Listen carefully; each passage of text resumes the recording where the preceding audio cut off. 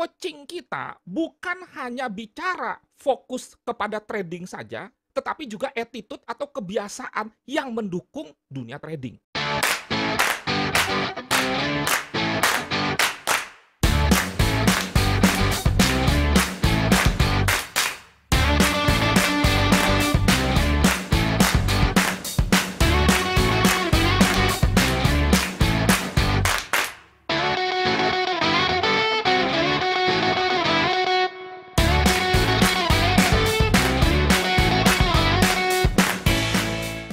Contoh misalkan, bagaimana Anda harus detail, itu nanti Anda saya tuntut pada proses latihan nanti. Kenapa? Karena detail adalah modal untuk menjadi seorang trader profesional. Jadi mohon diterima dengan positive thinking. Kalau saya agak bawel nanti, jika misalkan Anda sudah diberikan instruksi tapi masih bertanya, padahal jawaban terhadap pertanyaan tersebut ada di dalam instruksi tersebut. Tujuannya baik untuk membentuk mental Anda menjadi seorang trader profesional. Dan sekali lagi, saya ulang bahwa menjadi seorang trader profesional dibutuhkan juga sikap mental yang baik. Ini perlu menjadi perhatian. Supaya Anda itu detail. Bagaimana Anda nanti menerjemahkan, mengetahui maksud dari Gubernur Bank Eropa atau ECB jika Anda tidak detail membaca, menyimak statement-statement yang disampaikan.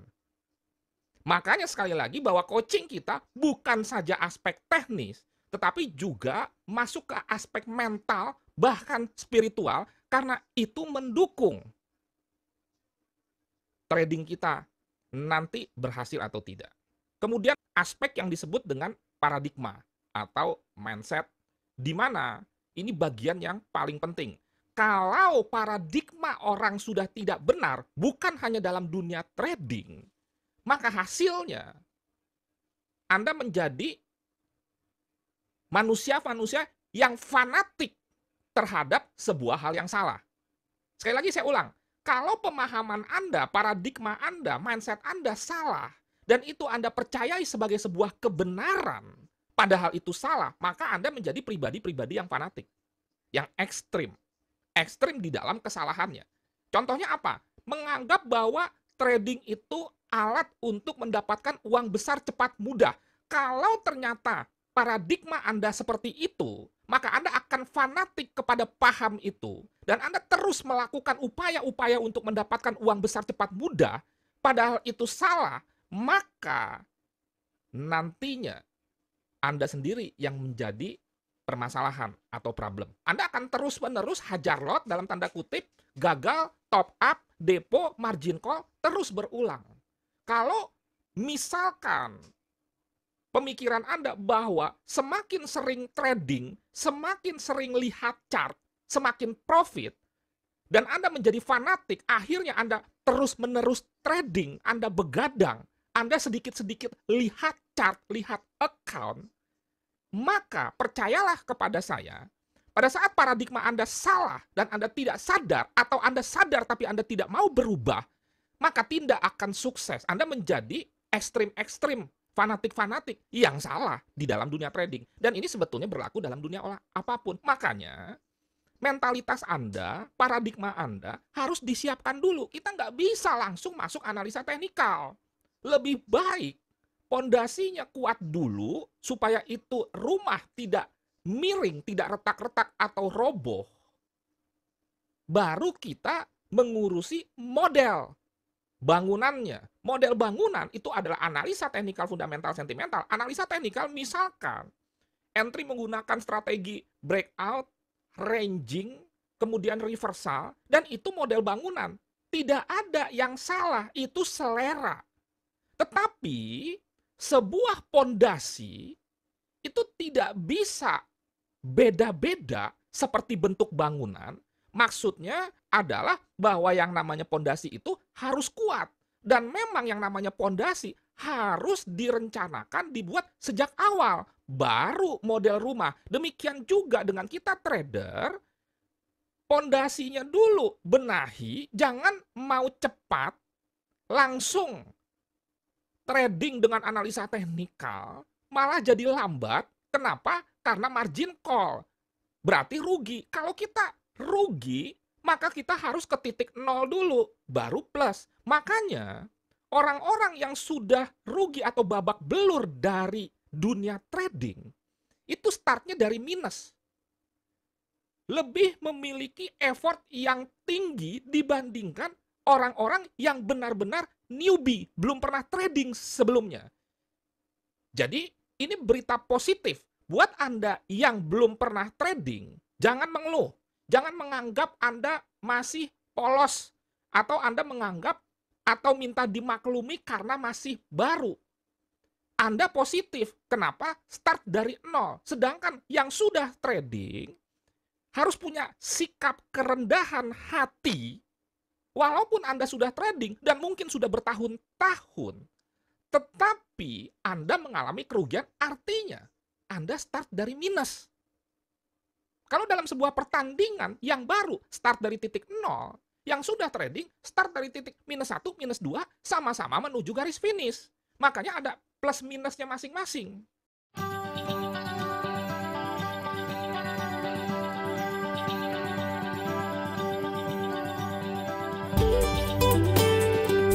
Kemudian saya juga asesor di BNSP ya untuk bidang tata kelola risiko dan kepatuhan. Jadi tidak aneh sebetulnya kalau saya selalu mengutamakan risiko dalam segala hal, dalam kehidupan pribadi, dalam memberikan materi. Kalau Anda perhatikan, saya tidak pernah flexing. Apakah tidak ada hasil dari trading? Ada, tapi nggak pernah dipamerkan. Kenapa? Karena ada risiko yang menyertai bukan di diri saya, tetapi di diri subscriber, follower, yang menangkap bulat-bulat tanpa filter apa yang disampaikan oleh baik itu istilahnya edukator, influencer, dan lain sebagainya. Oleh karena itu, saya selalu mengajak Anda di bidang apapun Anda, sampaikanlah yang benar, bukan yang enak didengar. Kenapa? Karena kalau kita menyampaikan yang benar, otomatis kita akan menyertai informasi resiko di dalam bidang tersebut. Pasti ada resikonya. Apa yang nggak ada resikonya? Apapun itu ada resikonya.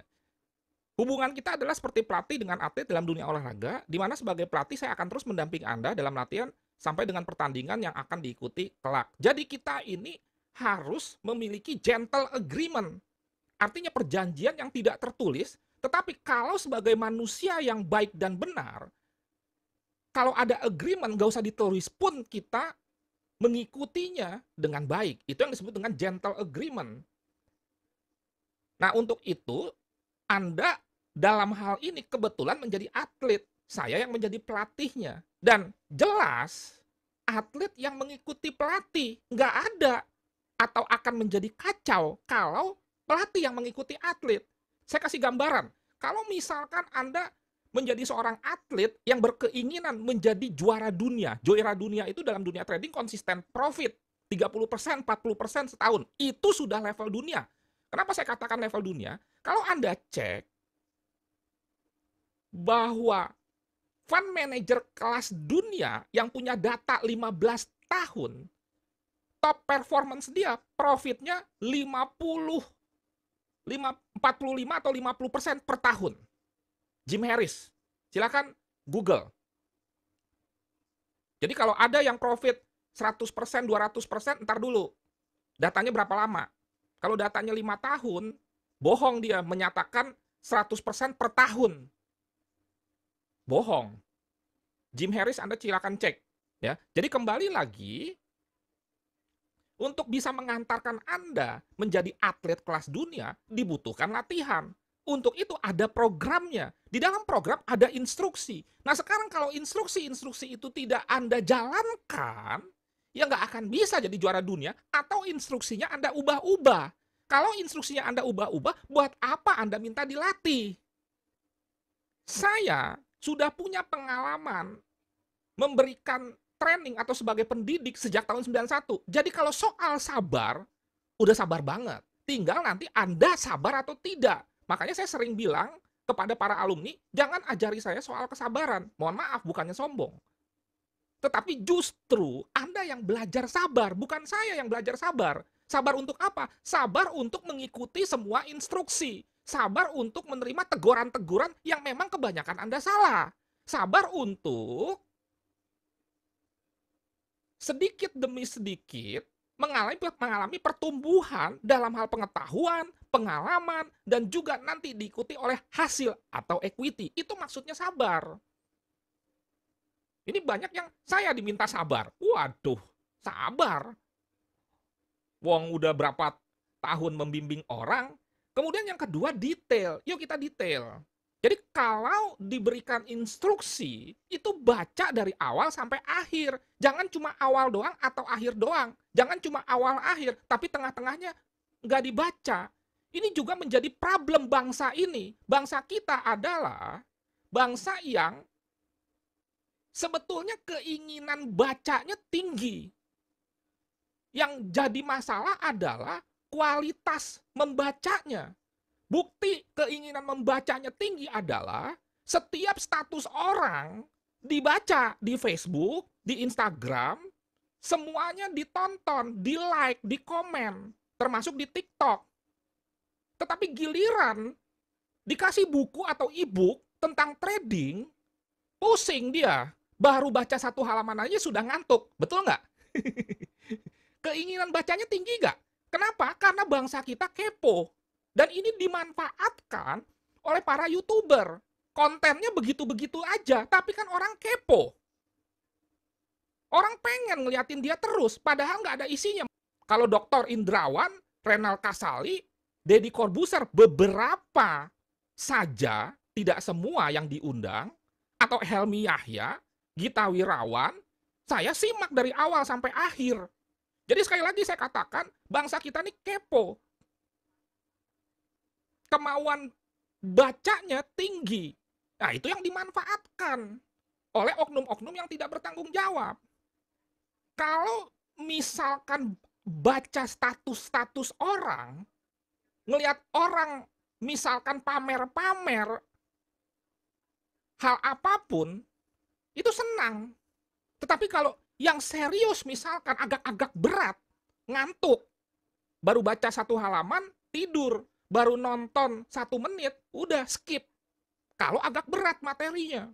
Bicara mengenai disruption, wow, bicara mengenai metaverse, wah pusing udah. Tapi kalau, waduh, murah banget, nah senang. Beli mobil Tesla malam-malam, ngaku-ngaku hasil dari trading, senang diikuti. Di like rame-rame, tapi yang memberikan informasi yang benar, itu sepi. Dan harus dipancing dengan flexing atau drama, settingan, dan lain sebagainya. Supaya banyak followernya. Apa hubungannya coach ini dengan trading? Sangat berhubungan. Kenapa? Karena nanti dan seterusnya Anda akan terus digoda oleh informasi-informasi duduk diam dapat duit dolar, nggak pakai belajar profit, di-buy naik jalan-jalan, di-sell turun beli mobil. Saya, Budi Santoso, hanya dalam tempo 1 tahun bisa memiliki begini. Itu yang diikuti. Ini materi mengenai paradigma, mindset.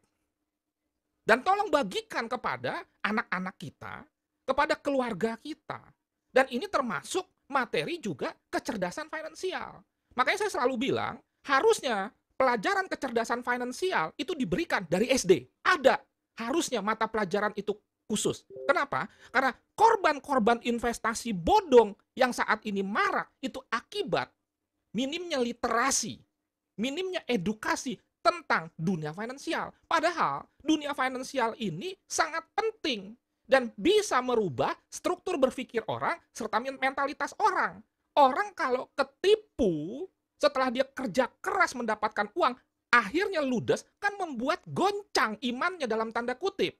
Bisa dia nggak ibadah, bisa dia nggak sholat, bisa dia nggak ke gereja. Jadi jangan bilang nggak ada hubungannya. Makanya harusnya materi mengenai kecerdasan finansial ini diberikan dari SD. Anak kita ajarkan untuk yang namanya cari uang itu nggak ada yang gampang. Tapi bisa, artinya diberikan edukasi sekaligus diberikan motivasi. Nggak gampang, tapi bisa.